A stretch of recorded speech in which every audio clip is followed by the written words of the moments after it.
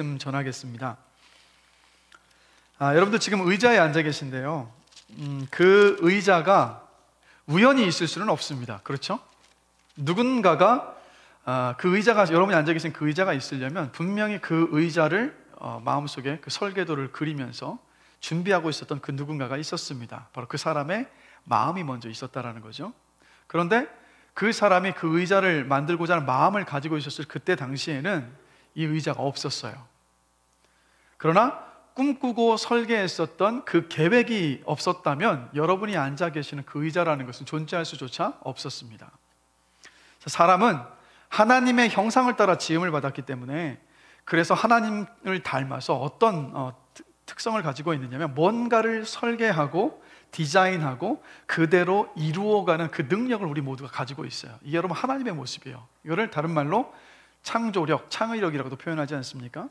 그러나 우리가 하나님을 닮아서 뭔가를 마음에 품고 기획하고 진행할 수 있는 능력은 있지만, 그러나 우리가 인정해야 될 것은 뭐냐? 우리가 불완전하다라는 거예요. 불완전하기 때문에 사람이 세운 계획은 완전하진 않아요. 그래서 우리 어떻게 해야 합니까? 늘 점검해야 돼요. 그리고 수정해야 될 때도 있고 보완이 필요할 때도 있습니다. 때로는 계획은 잘 세웠어요. 이 정도, 이 계획이면 완벽하다 싶은 생각을 가지고 자신감은 있었으나, 그러나 그 계획대로 진행되지 않는 순간들도 있어요. 그리고 계획대로 진행은 다 된 것 같은데 나중에 그 결과물을 보니까 전혀 예상과는 다른 그런 결과물들이 나오는 경우들도 있습니다. 그래서 우리 인생을 보면 이런 숱한 일들의 연속의 과정 아니겠습니까? 자, 그러면 우리들은 이런데 우리 하나님은 어떠실까요? 하나님은 전능하십니다. 모든 것을 하실 수 있는데, 그래서 에베소서 1장 11절을 보면요, 이렇게 말씀합니다. 모든 일을 그 마음의 원대로 역사하시는 자라고 말씀해요. 모든 것을 그 마음의 원대로 역사하시는 분, 그분이 바로 오늘 우리가 예배하고 있는 하나님이십니다. 그런데 하나님께서 그래서 뭔가를 계획하셨다, 그렇다면 그 계획은 완전한 계획이에요.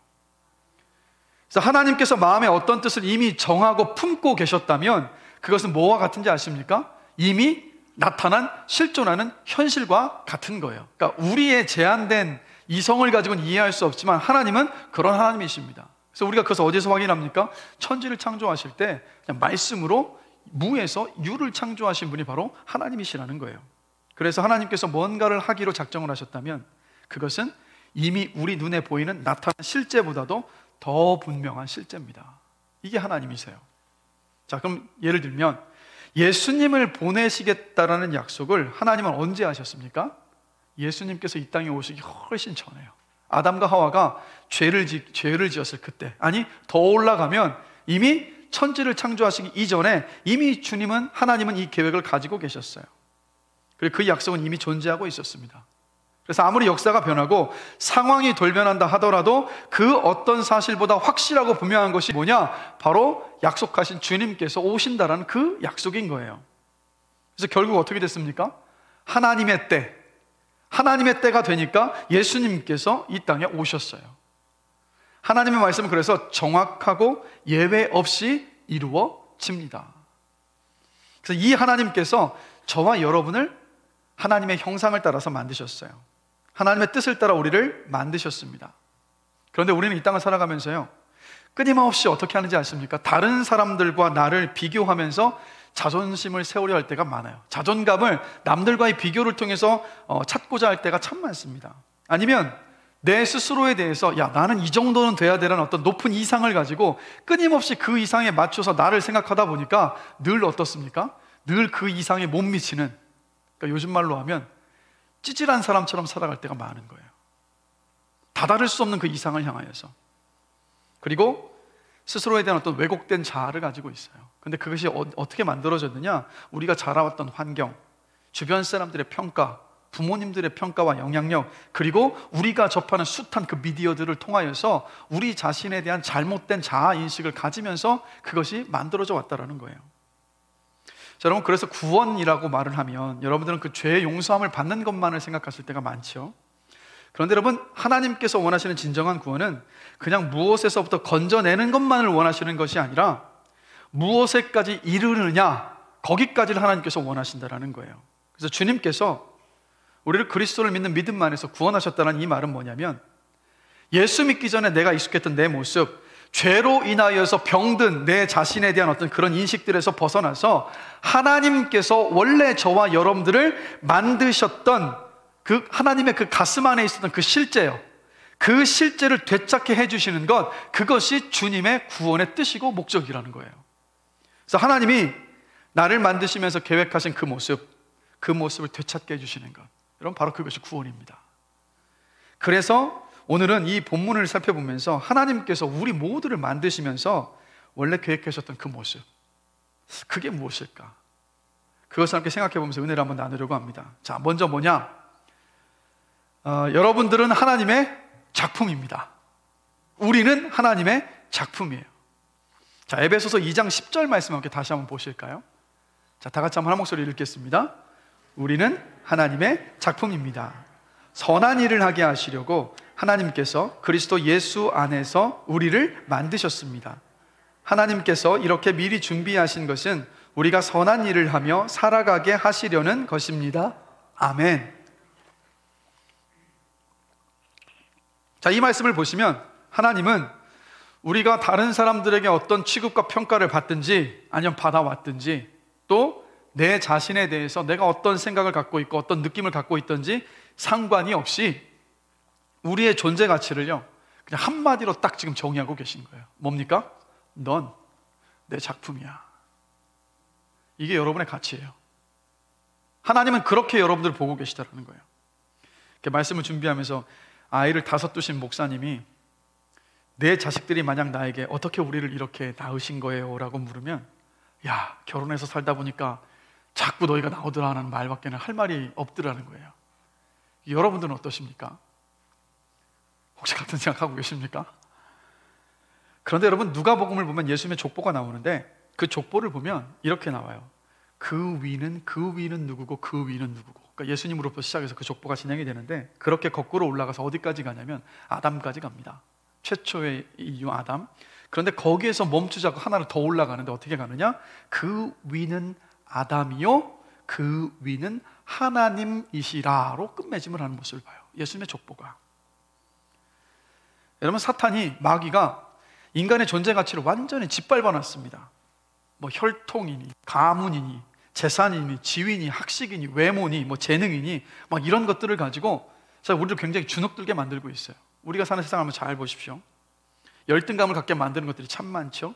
그리고 열등감만 갖는 것이 아니라 나도 다른 사람들보다 조금 더 나은 무언가가 있으면 이미 비교하고 남들과의 비교에서 우월감을 느끼는 사회에 익숙하다 보니까 내가 조금만 뭔가 잘나는 것이 있는 것처럼 보이면 우월감을 가지고 또 다른 사람들을 내리깔며 보는 그런 순간들도 많아요. 근데 여러분, 우리는 이런 데 속아서 살아서는 안 되는 거예요. 세상의 가치와 기준, 이 세상의 가치는 공중의 권세 잡은 마귀가 움직이는 세상인데 그 마귀가 뿌려놓은 그 가치 앞에 여러분 흔들려서는 안 됩니다.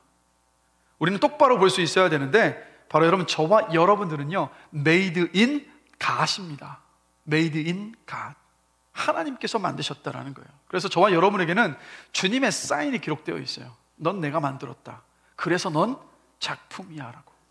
그래서 여러분, 만약에 빈센트 반 고흐의 미술 작품이 있어요. 그러면 그 작품에 사인이 있잖아요. 반 고흐의 사인이 밑에 그려져 있으면 그 작품의 가치는요 어마어마해지는 거예요. 똑같습니다, 여러분. 여러분에게는 지금 Made in God이라는 하나님의 사인이 새겨져 있는 거예요. 그래서 여러분, 작품은 영어로 보면 masterpiece라고 합니다. masterpiece는 뭡니까? 완벽한 결과물이라는 뜻이에요. 그래서 하나님은 여러분을, 우리를 완벽한 결과물, 걸작품으로 만드셨습니다. 누구와도 비교할 수 없을 정도로 절묘하게 여러분 각자를 만드셨다라는 거예요. 그래서 하나님은 우리를 어떤 인간도 뭐 더 귀하고 덜 귀한 것이 없도록 누구와도 비교할 수 없는 그렇게 고유하게 우리 한 사람 한 사람들을 만드셨습니다. 한번 둘러보십시오. 여기 똑같은 사람이 있습니까? 비슷한 사람은 있을런지 모르지만 전부 특별하게 하나님께서 만드셨어요. 이게 우리들이라는 거예요. 그래서 여러분, 이 막 세상에 뭐 미스 코리아 대회 같은 거, 사실 여러분 뭐 그것을 보면서 막 환호하는 사람들이 많지만 사실상 보시면 세속적이고 굉장히 세상적인 가치관 안에서 비롯돼서 만들어진 것들이 바로 그런 미인 대회들 아니겠습니까? 하나님은 그렇게 바라보시지 않는다라는 거예요. 하나님께는 잘생겼다, 못생겼다, 아름답다, 아름답지 못하다, 뭐 뚱뚱하다, 날씬하다, 이런 기준이 하나님께는 없으시다라는 거예요. 우리를 바라보실 때 그냥 우리 모두는 하나님께 특별한 겁니다. 작품이니까.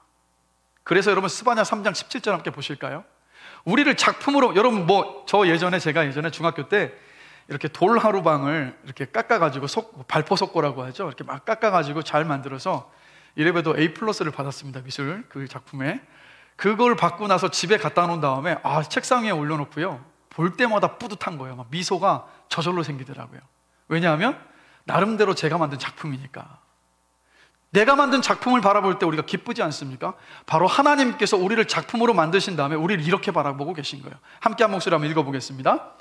너의 하나님 여호와가 너희 가운데에 계시니 그는 구원을 베푸실 전능자이시라. 그가 너로 말미암아 기쁨을 이기지 못하시며 너를 잠잠히 사랑하시며 너로 말미암아 즐거이 부르며 기뻐하시리라 하리라. 아멘. 지금 어떻게 보고 계시다고요, 여러분들요? 기뻐서 어쩔 줄을 몰라 하고 계시는 거예요. 그러니까 요즘 말로 하면 여러분을 바라보시는 주님의 눈길이 하트 뿅뿅뿅이라는 얘기예요. 너무 사랑스럽고 너무 좋고 너무 기뻐하는 그런 모습으로 우리를 지금 바라보고 계시다라는 겁니다. 그래서 한번 예를 들자면, 만약에 여러분이 집을 팔아서 최고급 승용차를 사셨다고 한번 생각을 해봅시다. 아마 그런 분은 안 계실 거라고 생각을 하지만, 자, 집을 팔아서 최고급 승용차를 샀으니까 그 차를 바라보는 여러분의 마음이 어떠시겠습니까? 엄청 기쁘시지 않겠습니까?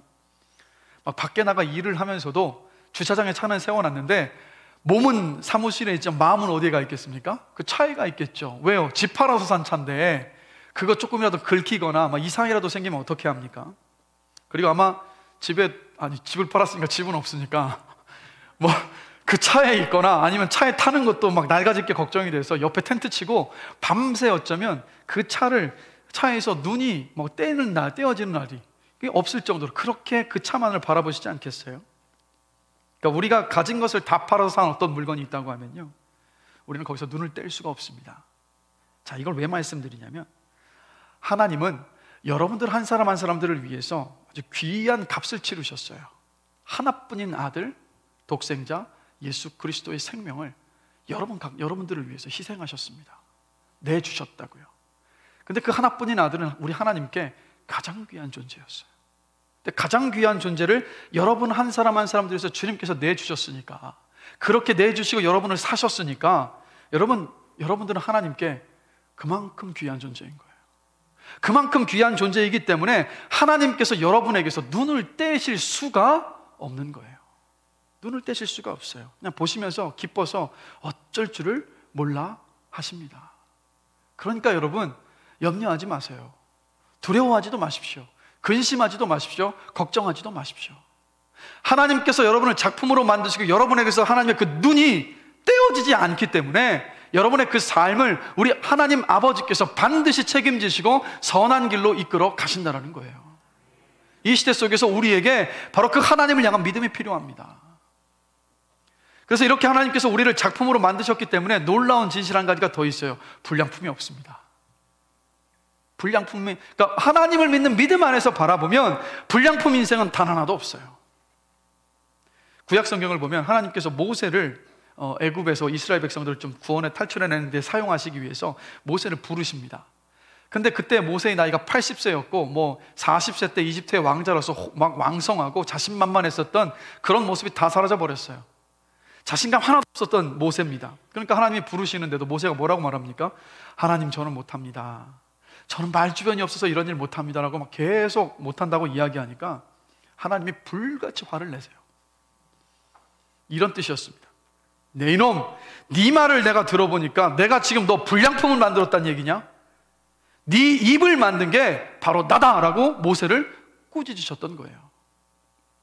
여러분, 또 사도 바울은 어떻습니까? 수많은 유럽의 많은 교회들을 개척하고 13권의 성경을 쓴 위대한 사도입니다.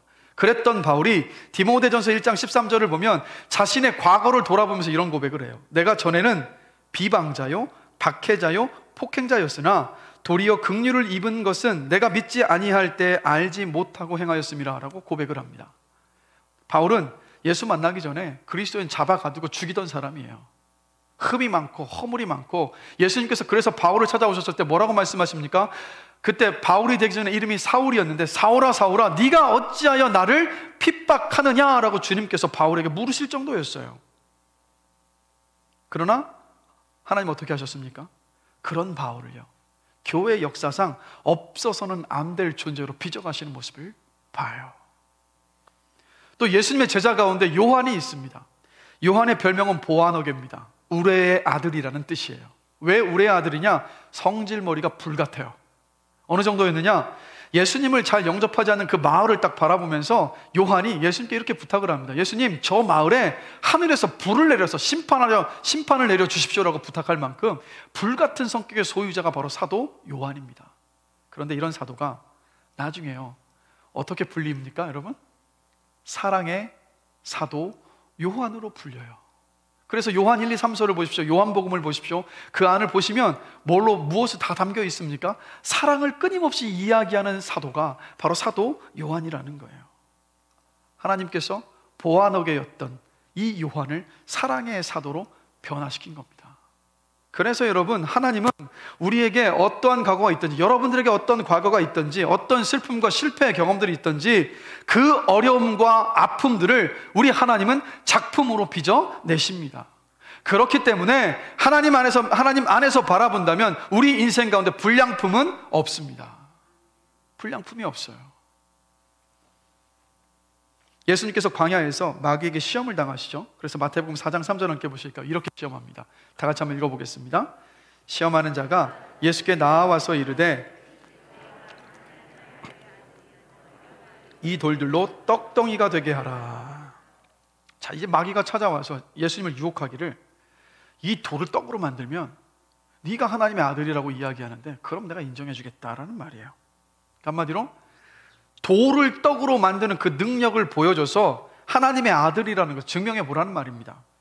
그러니까 소유와 능력으로 인정받는 이 세상처럼 예수님을 그렇게 지금 취급을 하고 있었던 거예요. 이 세계가 그런 세계, 우리가 사는 이 세계가 그렇지 않습니까? 끊임없이 우리의 능력을 통해서, 이뤄내는 것을 통해서, 성취를 통해서, 소유를 통해서, 외모를 통해서, 이런 것을 통해서 우리 자신을 입증해 보라라고 끊임없이 이야기하는 것이 여러분 이 세상이에요. 마귀가 바로 예수님을 그렇게 유혹한 겁니다. 근데 이 유혹 앞에 예수님이 이렇게 답변을 하세요. 마태복음 4장 4절 함께 읽어보겠습니다.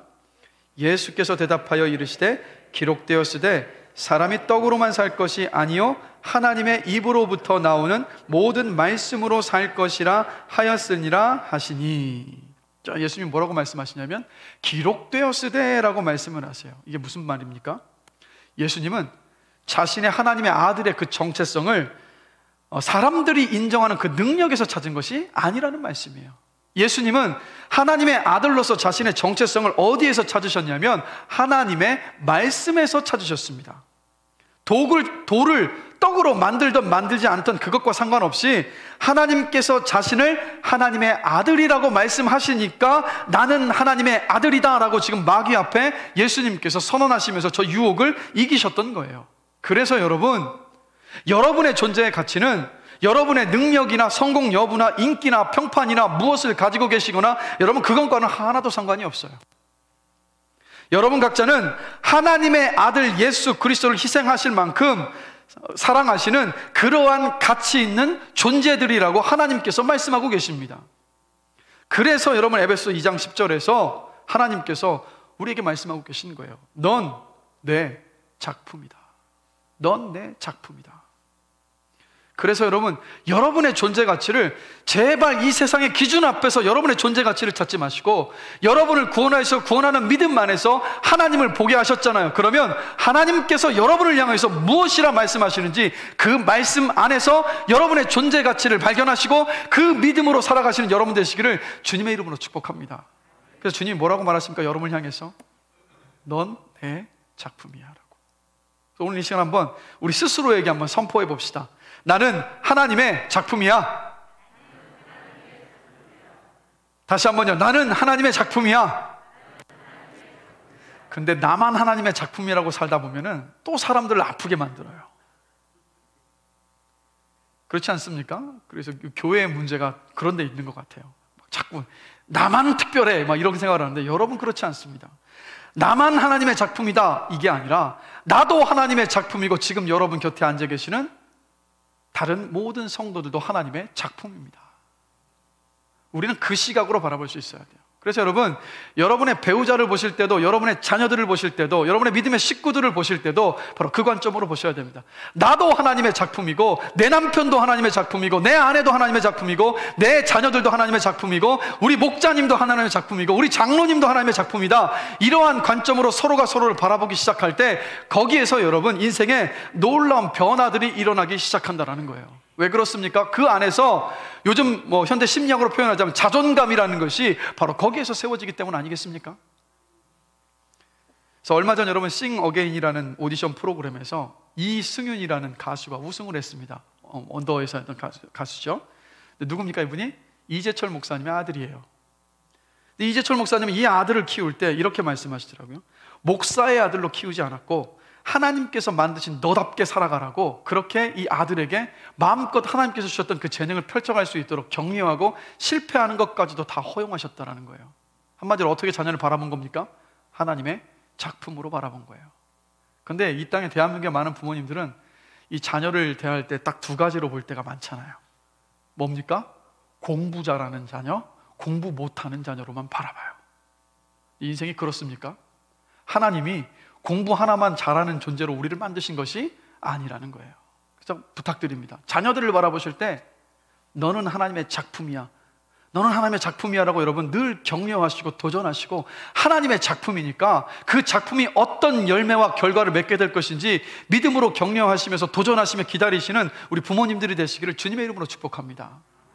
그리고 제발 배우자들을 바라보실 때 자꾸 결점들만 바라보지 마시고 하나님의 작품으로 바라보시면서 격려하시고 칭찬하시는 여러분들이 되시길 주님의 이름으로 축복합니다.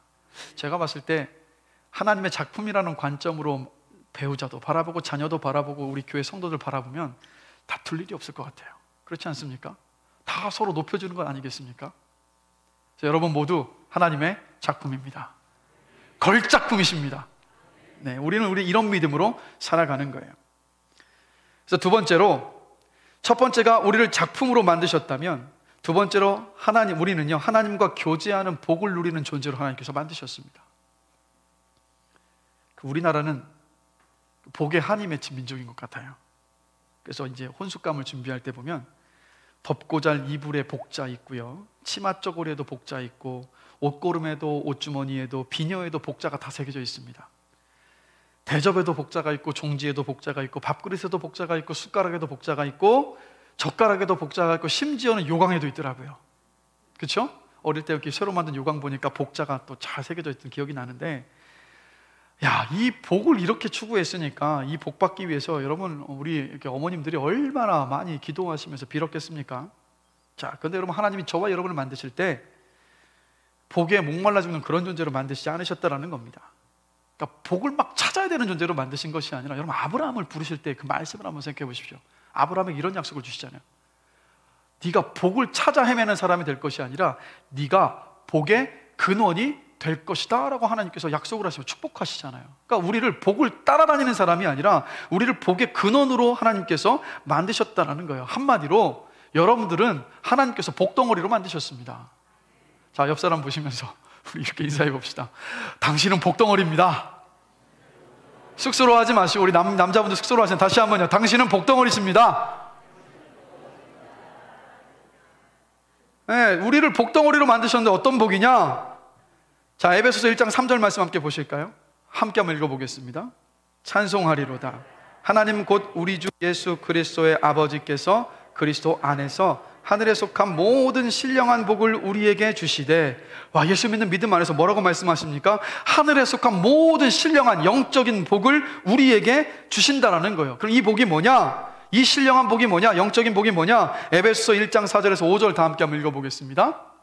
곧 창세전에 그리스도 안에서 우리를 택하사 우리로 사랑 안에서 그 앞에 거룩하고 흠이 없게 하시려고 그 기쁘신 뜻대로 우리를 예정하사 예수 그리스도로 말미암아 자기의 아들들이 되게 하셨으니. 어떤 복입니까? 하나님의 아들이 되게 하는 복이래요.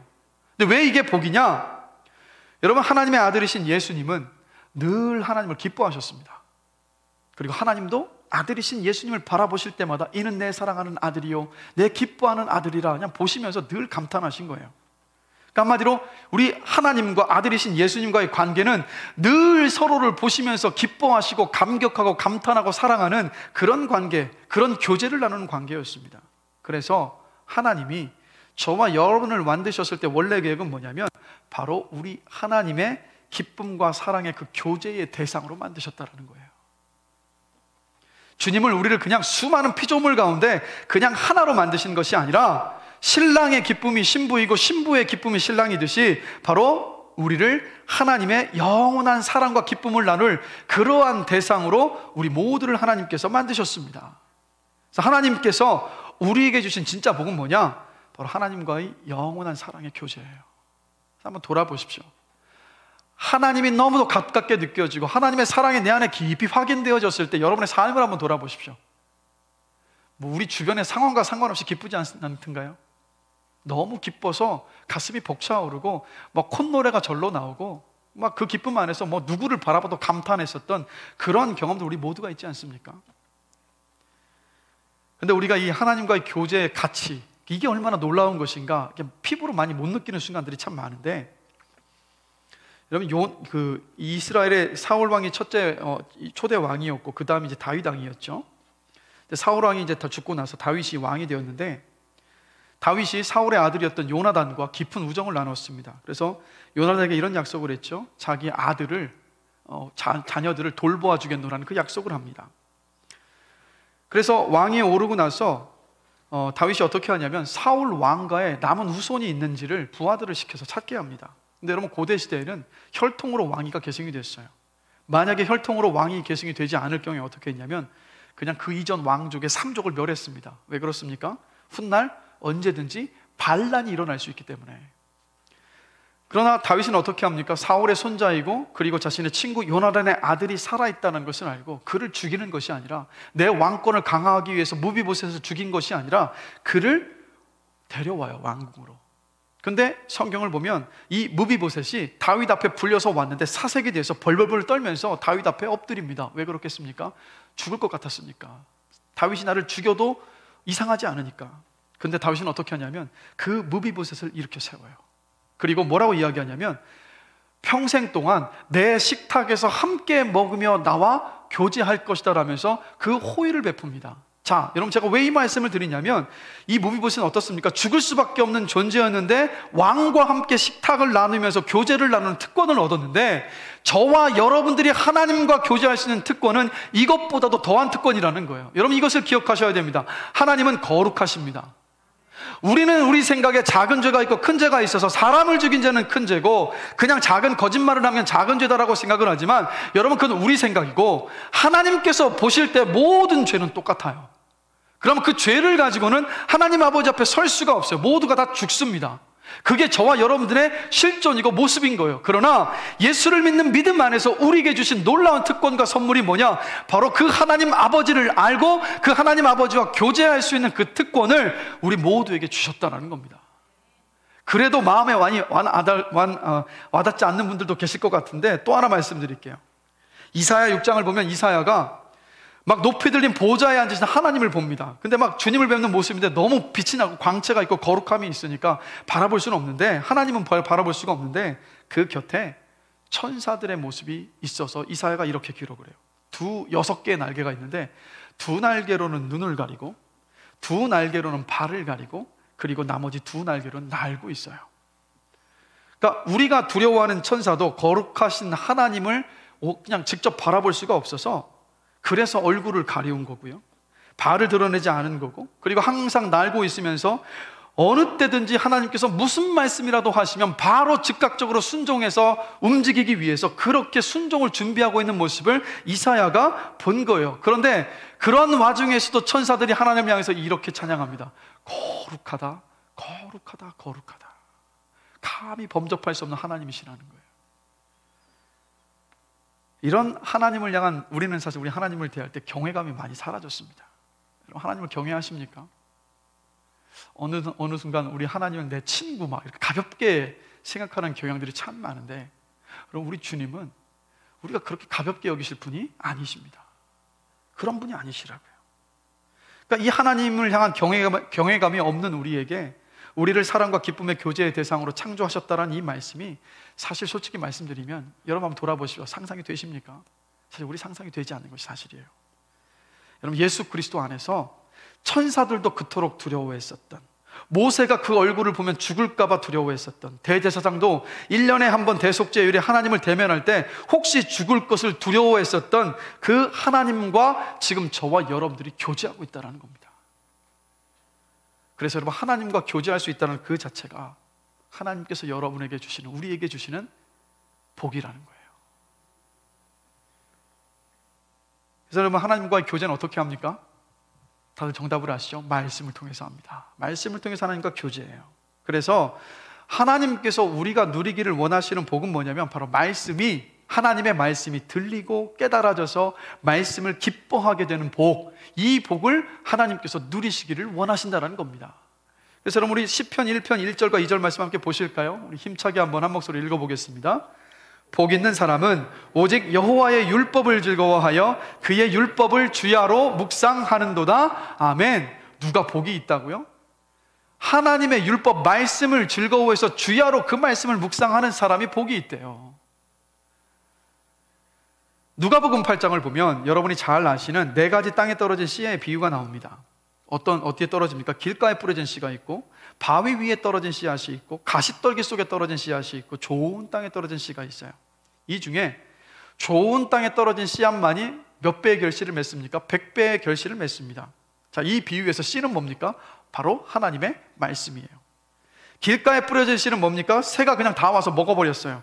무슨 뜻이냐면, 하나님의 말씀을 듣기는 듣고 읽기는 읽지만 이 말씀을 기준 삼지 않고 그냥 세상이 좋다고 하면 그거 버리고 따라가다 보니까 그 말씀이 뿌리내릴 틈이 전혀 없는 거예요. 삶 속에 열매가 맺혀질 수가 없었던 거예요.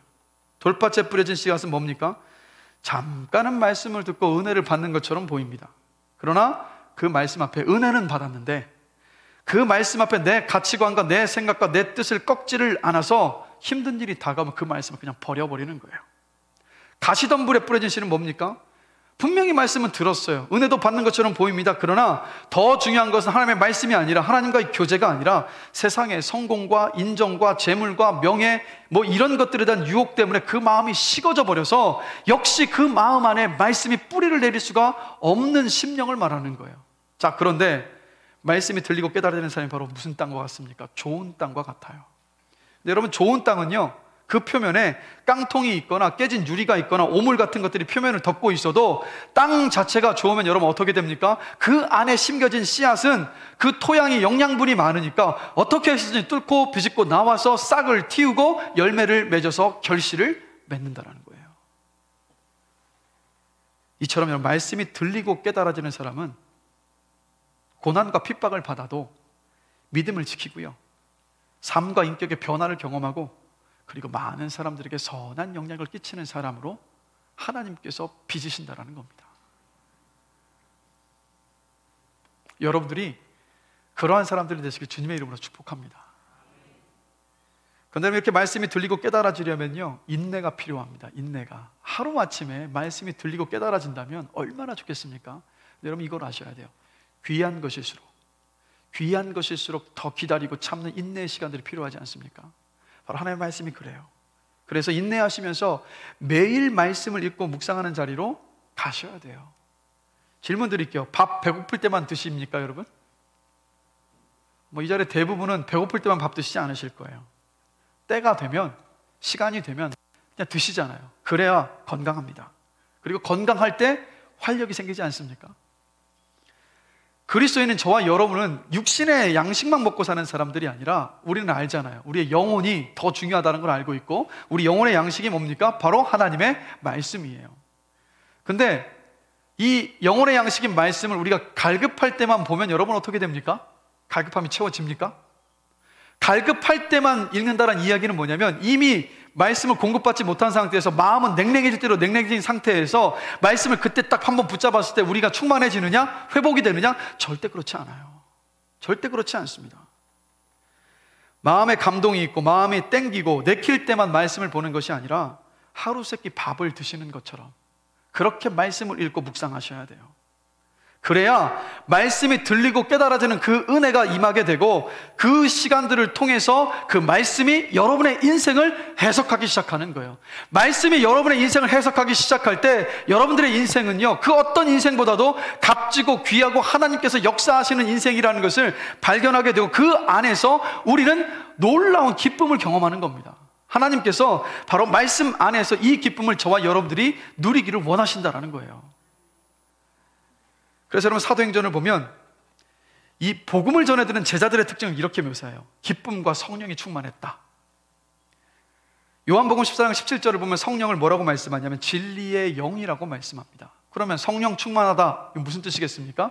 진리가 충만하다, 즉 말씀이 충만하다라는 뜻이에요. 그러면 복음을 전해듣던 제자들의 삶이 기쁨과 성령이 충만했다는 말은 뭐겠습니까? 그들 안에 말씀이 충만했기 때문에 그 말씀이 깨달아지고 또 들리는 그 은혜가 충만했고 그 안에 그들에게 기쁨이 있었다라는 이야기인 거예요. 그래서 여러분 잘 보십시오. 예수님을 처음 믿고 영접한 많은 사람들이 그 예수를 처음 영접했을 때 이런 고백들을 참 많이 하세요. 주일이 너무 기다려져요. 말씀이 너무 달아요 라는 고백이에요. 자, 질문 드릴게요. 이런 고백들 다들 해보셨습니까? 근데 왕년에 해보셨죠? 왕년에 해보시지 않으셨습니까 혹시? 아멘이십니까? 왕년에만 하시면 안 돼요. 이게 왜 도대체 왕년이 도대체 언제입니까? 뭐 20년 전입니까? 30년 전입니까? 왕년에 이런 기쁨을 누리보시고 지금은 못 누리고 있다면 이거 정말 아픈 일 아닙니까?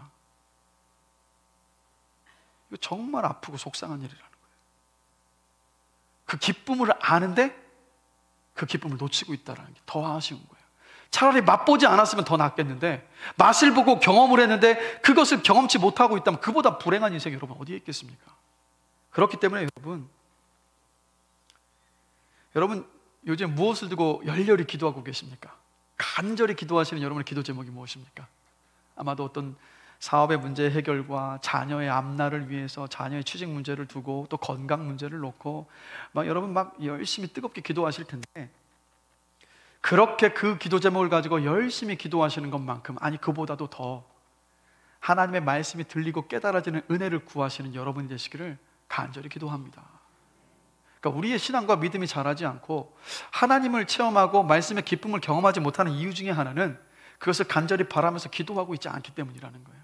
다른 것에만 온전히 마음을 빼앗겨 버리기 때문에 여러분, 여러분의 그 기도를 바꾸시고 그 말씀이 들리고 깨달아지는 그 은혜의 회복을 경험하게 되시길 다시 한번 주님의 이름으로 축복합니다.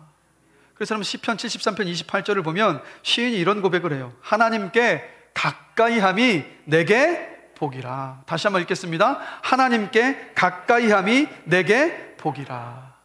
여러분 이 고백이 여러분의 고백이 되시길 축복합니다. 그래서 제발 여러분이 하나님 말씀 앞에 너무도 기뻐해서 그것을 자연스럽게 나누면서 세상에 믿지 않는 여러분의 이웃들이 여러분을 보면서 도대체 그 말씀이 뭐길래 이렇게 기뻐하느냐고 여러분 그 궁금증과 감탄을 자아내시는 여러분 복된 삶이 되시길 주님의 이름으로 축복합니다.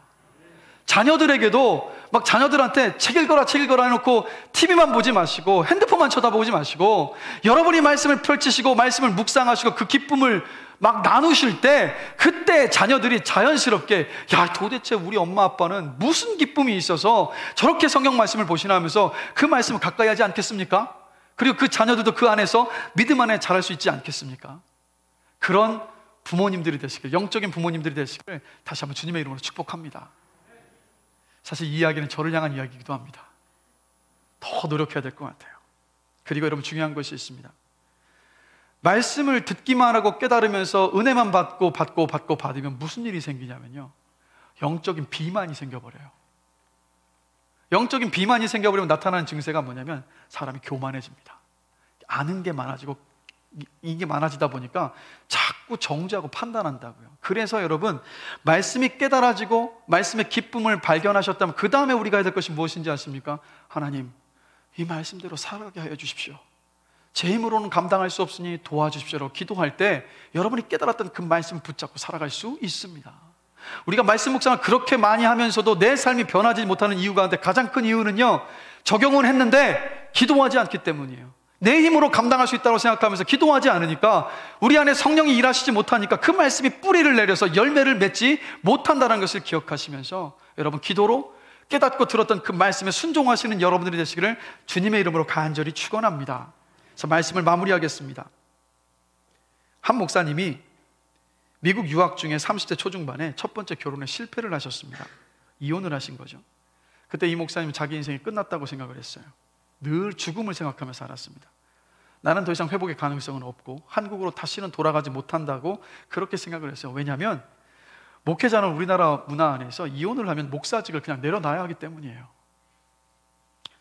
그런데 어느 날 함께 공부하는 나이지리아 친구에게 자신에게 일어난 일들과 고통스러웠던 과정을 다 함께 이야기를 나눕니다. 그러자 그 친구가 탁자 위에 냅킨을 한 장을 탁 펼쳐요. 그리고 주머니에서 만년필 하나를 꺼내면서 꾹 눌러서 그 냅킨, 하얀 냅킨 위에 잉크를 뚝뚝 떨어뜨립니다. 그리고는 이 목사님에게 이렇게 말을 해요. 네 삶이 꼭 이렇구나, 이렇게 흠이 많이 생겼구나 라는 말을 하는 거예요. 근데 그리고 나서 목사님의 눈을 이 나이지리아 친구가 지그시 바라보면서 그 다음에 이런 말을 합니다. 하나님은 이 점들로 새로운 작품을 만드실 거야. 이 점을 없애시지 않고 이 점을 가지고 새로운 작품을 빚어내실 거야 라고 이야기를 하는 거예요. 그 순간 이 목사님이 깊이 깨달은 거예요. 아, 나는 하나님의 작품이고 내 삶의 허물과 오점과 잘못이 있다 할지라도 나를 작품으로 빚어내신 하나님은 그것을 넘어서서 나를 또 다른 새로운 작품으로 빚어내시는구나. 그것을 깨닫고 다시 힘을 내서 믿음으로 일어설 수 있으셨다는 거예요. 그래서 지금 이 목사님이 누구시냐면 나들목교회 김형국 목사님이십니다. 그래서 여러분, 어떤 사람들은요, 자신이 가진 상처 때문에 더욱 특별한 존재가 돼서 하나님께 쓰임을 받습니다. 어떤 사람은 자기 속에 지우고 싶은 과거가 있어요. 그러나 오히려 그것이 하나님께서 사용하셔서 사람은 절대로 빚어낼 수 없는 특별한 존재로서 하나님께서 살아가게 하시는 그러한 모습들을 여러분 새롭게 하소서라는 간증들을 보시면 우리가 너무도 많이 만나지 않습니까? 그러하기에 여러분, 이 말씀을 기억하십시오. 오늘 하나님은 여러분들에게 이렇게 말씀하고 계십니다. 너는 내 작품이다.